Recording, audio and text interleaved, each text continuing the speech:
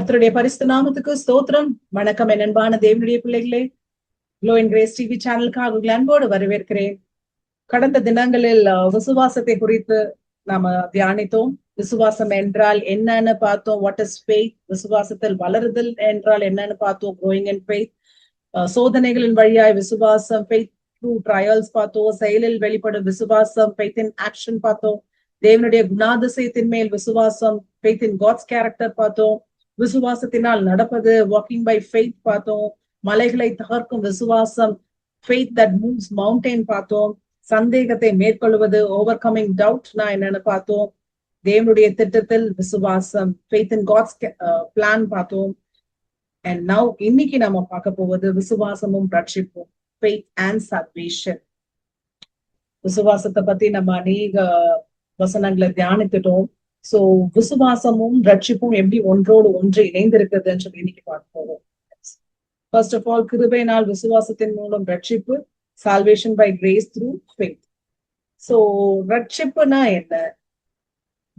நம்ம நல்லவங்களா இருக்கிறதுனால ஆண்டவர் நம்மளை ரட்சிக்கிறது இல்லை இல்லையா? சோ அவருடைய கிருபையினால் நம்மளை ரட்சிக்கிறார். நம்ம நிறைய படிச்சிருக்கலாம், படிக்காதவங்களும் இருந்திருக்கலாம். You may be a doctor or engineer or teacher, or you may be a carpenter, whoever may be and wherever you are. ஆனா கடவுள் யாரையும் உதறி தள்ளுகிறது இல்லை. அவருக்கு தேவையானது ஒரு ஆத்துமாவாகிலும் கெட்டு போவது அவருக்கு சித்தமில்லாத காரியம். அதனால யாரா இருந்தாலும் அவரை ரட்சிக்கணும்னு சொல்லி ஆண்டவர் விரும்புகிறார். சோ கிருபையினால ஒவ்வொருவரையும் ரட்சிக்கிறார். வாசிப்போம். எபேசியர் 2வது அதிகாரம் 8-9 வசனங்களை வாசிப்போம். கிருபையினாலே விசுவாசத்தை கொண்டு ரட்சிக்கப்பட்டீர்கள். இது உங்களால் உண்டானதல்ல, இது தேவனுடைய ஈவு.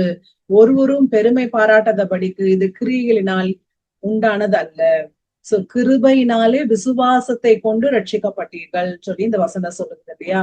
சோ கிருபைங்கிறது தேவனுடைய ஈவு. தகுதி இல்லாத ஒருக்கு ஆண்டவர் கொடுக்கிற ஒரு ஈவு தான் கிருபை.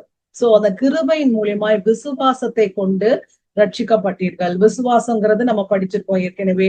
ஆண்டவர் உண்டு என்று விசுவசிக்கிறோம். நமக்காக, நம்மளுடைய பாவங்களுக்காக அவர் அடிக்கப்பட்டார், அதனால அவர் நமக்கு நித்திய ஜீவனை கொடுக்கிறார்னு சொல்லி விசுவாசிக்கிறோம். அதனால ரட்சிக்கப்படுகிறோம். நாம நல்லவங்க அப்படிங்கிறதுனால, நான் நல்லவ அப்படிங்கிறதுனால ஆண்டவர் என்னை ரட்சிக்கல. அவருடைய கிருபை நிமித்தம் என்னை ரட்சித்திருக்கிறார். அதே போல கிருபை நிமித்தமாய் உங்களையும் விசுவாசத்தை கொண்டு ரட்சித்திருக்கிறார். இது நம்மளால உண்டானது அல்ல, இது தேவனுடைய ஈவு. ஓகே. அண்ட் நெக்ஸ்ட் ரட்சிப்பின் நிச்சயம், அஷூரன்ஸ் ஆஃப் சால்வேஷன். வாசிப்போம். 1 யோவான் 5வது அதிகாரம் 13வது வசனம். உங்களுக்கு நித்திய ஜீவன் உண்டென்று நீங்கள் அறியவும், தேவகுமாரனுடைய நாமத்தின் மேல் நீங்கள் விசுவாசமா இருக்கவும், தேவகுமாரனுடைய நாமத்தின் மேல் விசுவாசமா இருக்கிற உங்களுக்கு இவைகளை எழுதுகிறேன். சோ இந்த வசனம் நமக்கு சொல்லுவது என்னவென்றால், நம்ம ரட்சிப்பு அடைந்துட்டோம். எதனால ரட்சிப்பு அடைந்துட்டோம்? நித்திய ஜீவனை நமக்கு பெறப்போகிறோங்கிற ஒரு கான்பிடென்ட்டோட தான் அந்த ரட்சிப்பை நாம அடைகிறோம். ஆண்டவர் நமக்கு அந்த ரட்சிப்பை அதனாலதான் கொடுக்கிறார் இல்லையா? ரட்சிப்புங்கிறது ஆண்டவர் நமக்கு கொடுக்கிற ஒரு கிஃப்ட். சோ அந்த கிஃப்ட் மூலியமா நாம என்ன பெறுகிறோம்? நித்திய ஜீவனை நாம் பெறுகிறோம். சோ என்றென்றைக்கும் ஆண்டவரோடு கூட வாழப்போகிற நித்தியமான ஜீவனை நம்ம பெற போகிறோம். பாவங்கள்ல அதிகமா ஈடுபட்டு ரட்சிப்பே அடையாதவங்க என்னைக்கும் அவியாத அக்கினிக்குள்ளதான் போகிறாங்கன்றது நமக்கு தெரிஞ்ச ஒரு விஷயம். சோ நாம ரட்சிப்பு அடைந்துட்டோம், பாவங்கள்ல இருந்து வெளிவந்துட்டோம்னா ஆண்டவருடைய நித்தியமான வாழ்க்கையில நித்திய ஜீவனை கொண்டு நம்ம வாழ போகிறோங்கிற அந்த நிச்சயத்தை தான் இந்த ரட்சிப்பு நமக்கு கொடுக்கிறது இல்லையா? நெக்ஸ்ட், புதிய சிருஷ்டியாய் வாழ்தல், living as a new creation. வாசிப்போம். 2 கொரிந்தியர் 5வது அதிகாரம் 17வது வசனம். இப்படி இருக்க ஒருவன் கிறிஸ்துவுக்குள் இருந்தால் புது சிருஷ்டியாய் இருக்கிறான், பழையவைகள் ஒழிந்து போயின, எல்லாம் புதிதாயின. சோ இந்த வசனம் நமக்கு சொல்லுவது என்னவென்றால், ஒருவன் கிறிஸ்துவுக்குள் இருந்தால் புது சிருஷ்டியா இருக்கிறான், பழையவைகள் ஒழிந்து போயின, எல்லாம் புதிதாயின. புது சிருஷ்டினா ஒரு நியூ பார்ன் பேபிய போல. சோ நியூ பார்ன் பேபிக்கு ஒரு புதிய அட்மாஸ்பியர், புதிய சரௌண்டிங்ஸ் இருக்கும். ஓகே, அது வயிற்றுக்குள்ள இருக்கும் போது வேற விதமான சரௌண்டிங்ஸ் அட்மாஸ்பியர் இருக்கும், வெளியில வந்தோடனே வேற விதமான சரௌண்டிங்ஸ் அட்மாஸ்பியர். சோ நாமளும் அப்படியாத்தான் இருக்கிறோம். நம்ம ரட்சிப்பு அடையறதுக்கு முன்பாக சில பாவங்கள்ல ஈடுபட்டிருக்கலாம், கோபப்பட்டிருக்கலாம், புறம் கூறியிருக்கலாம், காசிப்பிங் பண்ணிருக்கலாம். சோ நம்ம ரட்சிப்புக்குள்ள வந்ததுக்கு அப்புறமா இது எல்லாவற்றையும் ஒழித்து விட்டு நாம புது சிருஷ்டியாய் நம்மளோட அட்மாஸ்பியர் சரௌண்டிங்ஸ் எல்லாவற்றையுமே நம்ம மாற்றிக்கொள்கிறோம். நம்மளுடைய ட்ரெஸ்ஸிங்ஸ்ல இருந்து எல்லாவற்றையும் நம்ம மாற்றிக்கொள்கிறது தான் புதிய சிருஷ்டியாய் மாறுவது. பழையவை எல்லாம் ஒழிந்து போகும். சோ அப்படியாய் நாம வாழ்ந்தாதான் நித்திய ஜீவனை நாம பெற்றுக்கொள்கிறோம். சோ இதுல என் லைஃப்ல நடந்த ஒரு இன்சிடென்ட் என்னன்னா, நான் ரட்சிப்புக்குள்ள வந்த விஷயங்களை நான் சொல்லணும்னு ஆசைப்படுகிறேன். நான் வந்து ரோமன் கேத்தலிக் குடும்பத்துல பிறந்தவ. என் அப்பா அம்மா என் சகோதர சகோதரிகள் எல்லாருமே ரோமன் கேத்தலிக்ஸ். ரோமன் கேத்தலிக்ஸ்னா ஒரு ஆர்த்தடாக்ஸ் ரோமன் கேத்தலிக் தான். அப்பாவுக்கு இந்த சபைகள் போடுறதெல்லாம் பிடிக்காது. சோ நான் 12th படிக்கும் போது அப்பாவுக்கு ஒரு பெரிய ஆக்சிடென்ட், லைஃப் த்ரெட்டனிங் ஆக்சிடென்ட் ஆகுது. அப்பா உயிர் பிழைச்சதே பெரிய விஷயம்.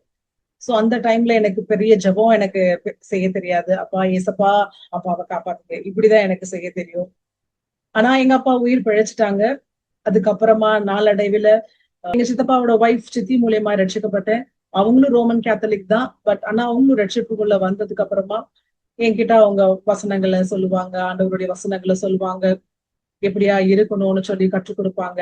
அதெல்லாம் என்ன கொஞ்சம் இன்ஸ்பயர் பண்ணதுனால சோ நான் வந்து ரட்சிப்புக்குள்ள வந்தேன். அப்பாவுக்கு தெரியாம ஞானஸ்தானம் பெற்றுட்டேன். அப்பா வந்து அகைன்ஸ்டா இருப்பாங்க, பெருசா அடிக்க மாட்டாங்க. ஆனா ஒரு வார்த்தை சொன்னா என்னால தாங்க முடியாது. ஆனாலும் அப்பாவுக்கு தெரியாம போய் ஞானஸ்தானம் எடுத்துக்கொண்டேன். பரிசுத்த ஆவியானவரை பெற்றுக்கொண்டேன். வந்தியில கலந்து கொண்டேன். இன்னைக்கு உங்க முன்னாடி சாட்சியா இருக்கிறேன். சோ எனக்குள்ள ஒரு நிச்சயம், ரட்சிப்புக்குள்ள வந்தா என் தேவன் எனக்கு நித்திய ஜீவனை கொடுப்பாருன்னு சொல்லி எனக்குள்ள ஒரு நிச்சயம் இருந்தது. எனக்கு கொடுத்திருக்கிற கிஃப்ட் ரட்சிப்பு. ஆண்டவர் எனக்கு கொடுத்திருக்கிற கிஃப்ட் ரட்சிப்பு. அந்த ரட்சிப்பு எனக்கு கொடுக்க போவது என்னன்னா, எனக்கு நித்திய ஜீவன். அந்த ரட்சிப்பினால் நான் அடைய போவது நித்திய ஜீவன் சொல்லி நான் விசுவசித்தேன். ஆண்டவர் என்னுடைய பாவங்களுக்காக, என்னுடைய அக்கிரமங்களுக்காக நொறுக்கப்பட்டார். அதனால நான் இனிமே தண்டிக்கப்பட வேண்டியதில்லை, அந்த ஆக்கினைக்குள்ள நான் போவதில்லை அப்படின்னு சொல்லி நான் விசுவசித்தேன். அதனால என் பழைய பாவ வாழ்க்கையிலேருந்து நானும் வெளிவந்தேன். நிறைய சினிமா சாங்ஸ் எல்லாம் நான் கேட்பேன். நிறைய சாங் வச்சு கூட கேட்பேன். கோவப்படுவேன், அதிகமா கோவப்படுவேன். ஆனா ரட்சிப்புக்குள்ள வந்ததுக்கு அப்புறமா அப்படியே டோட்டலா நான் மாறிட்டேன். கோவம்னா என்னன்னு தெரியாத அளவுக்கு நான் மாறிட்டேன். சினிமா சாங்ஸ் எல்லாம் கேட்கறதெல்லாம் விட்டேன். சோ இதனால புதிய புதிய சிருஷ்டியாய் நானும் மாற்றப்பட்டேன். சோ ரட்சிப்புக்குள்ள வந்ததுக்கு அப்புறமா புதிய சிருஷ்டியாய் நானும் மாற்றப்பட்டேன். இதுதான் ஆண்டவர் விரும்புகிறார். நாம ரட்சிப்புக்குள்ள வந்ததுக்கு அப்புறமா புதிய சிருஷ்டியாய் மாறணும். நியூ பார்ன் பேபியை போல நம்ம மாறணும்னு சொல்லிதான் ஆண்டவர் விரும்புகிறார். இன்னும் பழைய சுவாபங்களோட பழைய பாவ வாழ்க்கையோட நாம இருந்த ரட்சிப்புக்குள்ள வந்துட்டேன்னு சொல்றதுல ஒரு அர்த்தமும் இல்லைன்னு ஆண்டவர் நம்மளோட இடைபடுகிறார். ரட்சிப்புக்குள்ள வந்துட்டோம்னா ஒரு பெரிய டிஃபரன்ஸ் நாம காட்டணும். பழைய பாவத்திலே இருந்து கொண்டு நான் ரட்சிப்புக்குள்ள வந்துட்டேன்னு சொன்னா மற்றவர்கள் நம்மள ஏளனமா பேசுற அளவுக்கு நம்ம வைக்க கூடாது. நம்ம டிஃபரன்ஸை காட்டணும்னு சொல்லி ஆண்டவர் நம்மளோட இடைபடுகிறார். அந்த டிஃபரன்ஸை காட்டுறது நிமித்தமா அநேக நம்மளை பார்த்து ரட்சிக்கப்படுவாங்கன்னு சொல்லி ஆண்டவர் நம்மளோட இடைபடுகிறார். அந்த ரட்சிப்புக்கு மூலியமாய் நாம் ஆசிர்வதிக்கப்படுகிறோம். நாம நித்திய ஜீவனை பெற்றுக்கொள்கிறோம். அந்த விஷயத்த மற்றவர்களுக்கு நாமும் தெரிவிக்கணும். ரட்சிப்பின் மூலியமாய் நித்திய ஜீவனை பெற்றுக்கொள்ளுவோம். இந்த உலகத்துக்குரிய ஆசிர்வாதங்களை மாத்திரமல்ல, பரலோகத்திற்குரிய ஆசிர்வாதங்களும் நாம பெற்றுக்கொள்வோம்னு சொல்லி மற்றவர்களுக்கு நாமளும் ஆண்டவரை பத்தியான சாட்சிகளை சொல்லணும்னு ஆண்டவர் விரும்புகிறார். அதற்காக தான் நீங்களும் அழைக்கப்பட்டிருக்கீங்க, நானும் அழைக்கப்பட்டிருக்கேன். அதற்காக தான் அந்த ரட்சிப்பின் கிஃப்ட நம்மளுக்கு கொடுத்திருக்கிறார் ஆண்டவர். சோ அந்த கிஃப்ட் நாம யூஸ் பண்ணணும். பிள்ளைகளுக்கு நாம ஏதாவது கிஃப்ட் கொடுக்கும் போது அவங்க பிள்ளைகள் யூஸ் பண்ணாம இருந்தாங்கன்னா நமக்கு மனசு கஷ்டமா இருக்கு. இது யூஸ் இல்லாத ஒரு பொருளை பிள்ளைகளுக்கு கொடுத்துட்டோமோ அப்படின்னு சொல்லி நம்ம நினைப்போம். வேஸ்ட் பண்ணிட்டோமோ அப்படின்னு சொல்லி நினைப்போம். அதே போலதான் ஆண்டவர் நமக்கு கொடுத்த கிஃப்ட் ரட்சிப்பு. அந்த ரட்சிப்பை நாம யூஸ் பண்ணாம அதை அப்படியே ஒரு நாள் ரட்சிப்பு அடைஞ்சிட்டோம், அதை அப்படியே ஸ்டாக்னேட் பண்ணி வச்சா போதும் அப்படின்னு சொல்லி நாம இல்லாம தினம் தினம் அதை ரெனியூ பண்ண, தினம் தினம் நம்மளை நெருக்கி கொண்டிருக்கும் பாவங்கள், ஆனால் அதை உதறி தள்ளிவிட்டு தினம் தினம் ரெனியூ பண்ணி கொண்டே இருக்கணும் அப்படின்னு சொல்லிதான் ஆண்டவர் நம்மளோடு இடைப்படுகிறார். சோ விசுவாசத்தோடு ஜெபிப்போம். ரட்சிப்படைந்த நாம எல்லாரும் நித்திய ஜீவனை பெற்றுக்கொள்வோம்னு சொல்லி விசுவாசிப்போம். அதை மற்றவர்களிடத்திலையும் பகிர்ந்து கொள்வோம். ஜெபம் செய்வோமா? எங்களை அளவுக்கு அதிகமாய் நேசிக்கிற பரலோக பரம பிதாவே, அப்பா இந்த நல்ல நேரத்துக்காக புனான கொடி ஸ்தோத்திரம் ஆண்டவரே. அப்பா என்னோடு கூட ஜெபத்துல அமர்ந்திருக்கிற ஒவ்வொருவரையும் நீங்க பேர் பேராய் தொட்டு ஆசீர்வதிக்கும்படியே ஜெபிக்கிற ஆண்டவரே. அப்பா இன்றைக்கும் கூட ஃபெய்த் அண்ட் சால்வேஷன்ங்கிற டாபிக்ல ஆண்டவரே அப்பா உங்க வசனங்களை தியானித்தோமே ஆண்டவரே. அப்பா உம்மை ஸ்தோத்தரிக்கிறனோடு ஜெபத்துல அமர்ந்திருக்கிற ஒவ்வொருவரையும் பேர் பேரா ஆசீர்வதியுங்க ஆண்டவரே. சிறு பிள்ளைகளை ஆசீர்வதியுங்க, வாலிப பிள்ளைகளை ஆசீர்வதியுங்க, அண்ணன் சகோதரனையும் சகோதரியும் ஆசீர்வதியுங்க, பெரியோர் ஆசீர்வதியுங்கப்பா.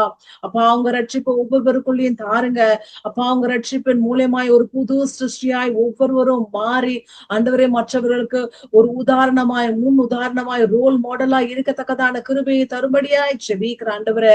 அதனால் அவர்கள் ஆசீர்வதிக்கப்படவும் மற்றவர்களுக்கும் அவங்களை ஆசீர்வாதமா இருக்கவும் கர்த்தர் கிருபை தாருங்க ஆண்டவரே. அப்பா உங்கள் ரட்சிப்புக்குள்ள வராதபடிக்கு தடையா இருக்கிற எல்லா அந்தகார இருளி இயேசுவின் நாமத்தினால அதான் பண்ணுகிற அக்கனி கடலுக்குள்ள தள்ளுகிற உங்க பிள்ளைகள் ஆண்டவரே அப்பா எப்போது நித்திய ஜீவனோடு வாழ கர்த்தர் கிருபை தாருங்க அப்பா. இயேசுவின் நாமத்தில் எங்கள் ஜீவனில் நல்ல God bless you all.